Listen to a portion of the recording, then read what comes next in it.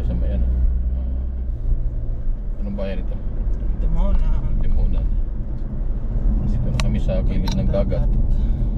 Gilid ng dagat ito eh. Napakapanayad ng dagat eh. Wala man lang kalon-alon eh. Maganda tingnan eh. Alam mo, meron kami kainan dito banda doon pa. Yun lang. Mga palaistaan eh. Isda yung ano doon eh. Pero dito sa Timonan. Kasi Pacific side dito. Saka ang mga hanap buhay ng mga tao dito ay ano, ay pangingisda. Makikita mo ang kanilang yung may motor na gustong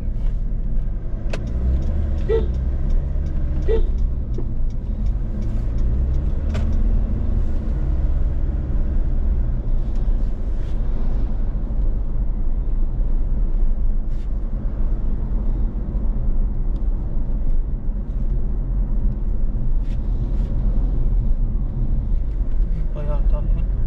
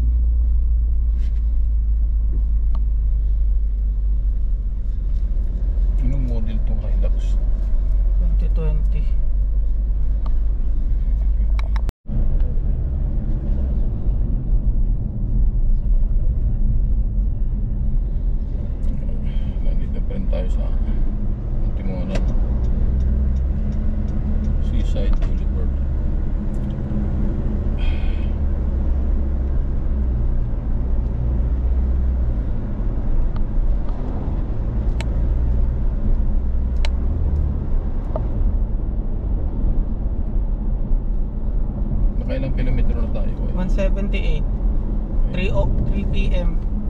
Alas 3 na. Ah,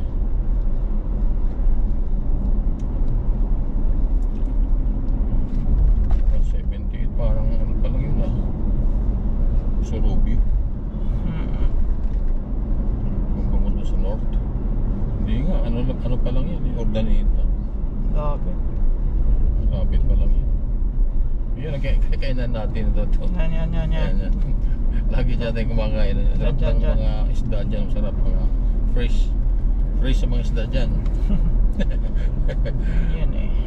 Eh kaso kumain na tayo dyan sa ano eh, Tayabas eh, sa Palaisdaan eh, sarap din yung kanilang ginataang. Busog na kami. Ano eh. Kinain ko dyan eh, sarap din eh.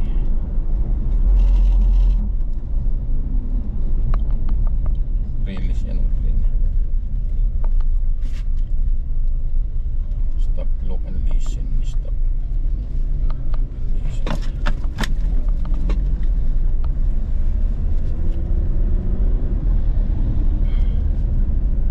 Dito ka muna. Bakit lang? Anong magpunta dyan sa ano?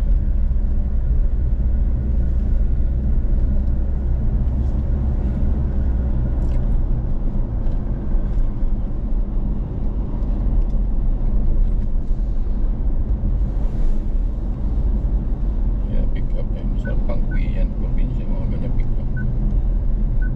Hindi mga ganito. Hindi mga Raptor.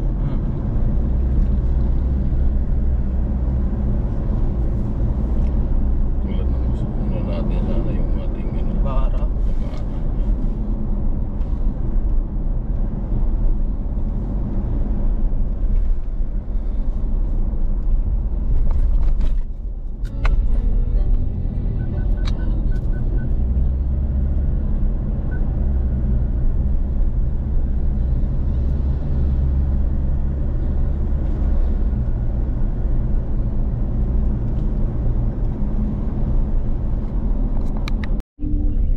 Okay na, dito na tayo sa Kalawag. Anong oras na? Gumaka. Ay, Gumaka. 3:16. Kalawag. 36. Gumaka pala. Ay. Nandito sa Gumaka.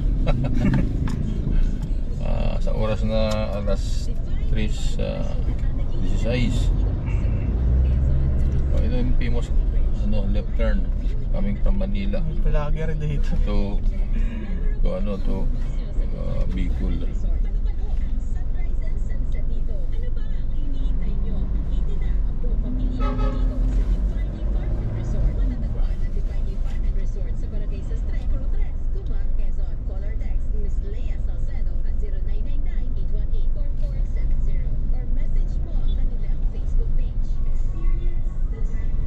So ang bypass road na yan, lalagpasan itong bayan. Diretso doon. So, wala akong traffic dito, maandar naman. Hindi naman ano. Ito may mga vlogger dito sa kantong ito eh. Binablog yung mga bus. Nasaan na si Gabs? Kasi may vlog. Shout out, may vlog. Shout out sa'yo, nandito pa lang. Taga dito yan sa ano? Gumaka.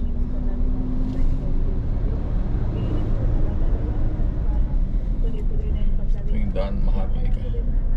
Ito yung palengke nila eh. Dati minsan eh, kumara ako dyan, bumila ko pandesal.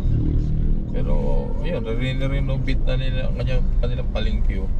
Inaayos. Nakapag-loan sa land bank. Ayan. Kasi pangit lang kailangan ano nun. Ngayon food truck is na ganda, 3 stories na kanilang palengke. Nag-move forward yung Gumaka. Kasi ito eh, coconut industry dito eh sa Gumaka. Naging infested area kasi ito. Kaya ang pag-unlad ay na-delay. Kasi ano sila eh. Ito.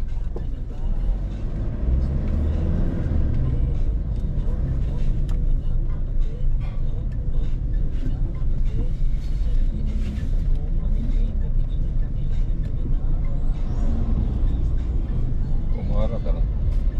Hindi naman na nagsisignal. Hindi man na nag-hazard. Hindi ko alam kung anong nangyayari.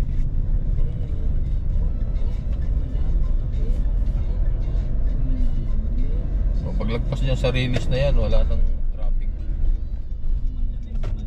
May release dyan eh.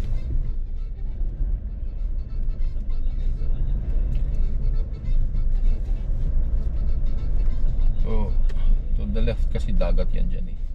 Ito release ng train. Ayan o. Kabisado pa to.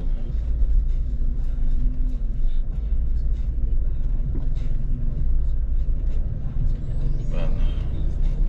Ayan, hindi na masyado matraffic yan. Ito lang mga tricycle kasi naghahatid ng mga sahero sa barangay nila.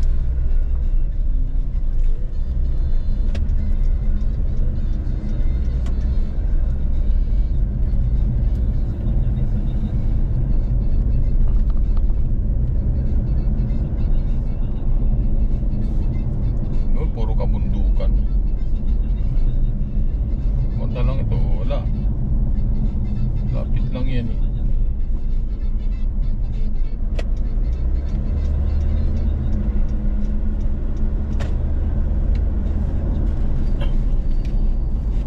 Kaya nga wala dumadaan doon eh. Mga bus ngayon ayaw nila. Hirap kasi doon, pero mas mabilis.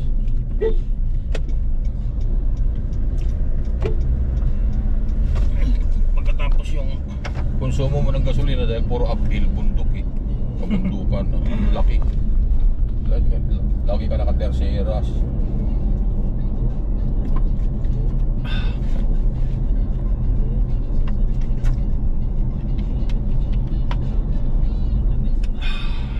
May biker.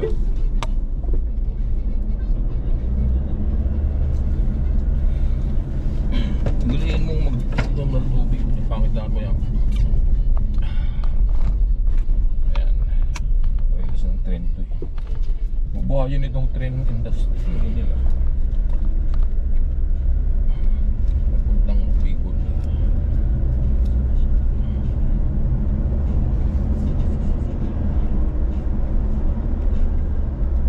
Oh, nasaan yung traffic? Sabi ko sa'yo, wala eh. Hindi, sa bahay.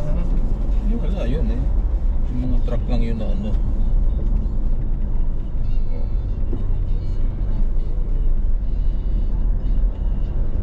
Ano mo, yung bypass hindi pa nakakaano. Pero 10 minutes, mahigit 12 minutes na ako. Ay, Andun na yun, 10 minutes na eh. yun, nandun pa siya. Nag-ano pa siya sa mga kabundukan. Nag-stranders pa siya. Sa mga kabundukan na yun na ano, sigsag, ala. Tapos gasolina bulok kasi puro bundok. Mataas lang yun, pero maganda view. Pero ito, Maganda view dun eh. Lupis yun eh. Iba pa Hindi yun. na natin Lupis yun, hindi yung Kalawag. Bumaka. Ay, ultra guys. Kalawag na. Gumaka. Lupis Quezon yun eh. Yung Gumaka ay dito pa.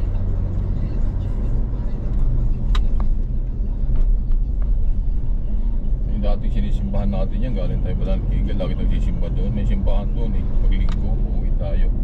Sakto linggo. Umaga, nakakapagsimba tayo dyan.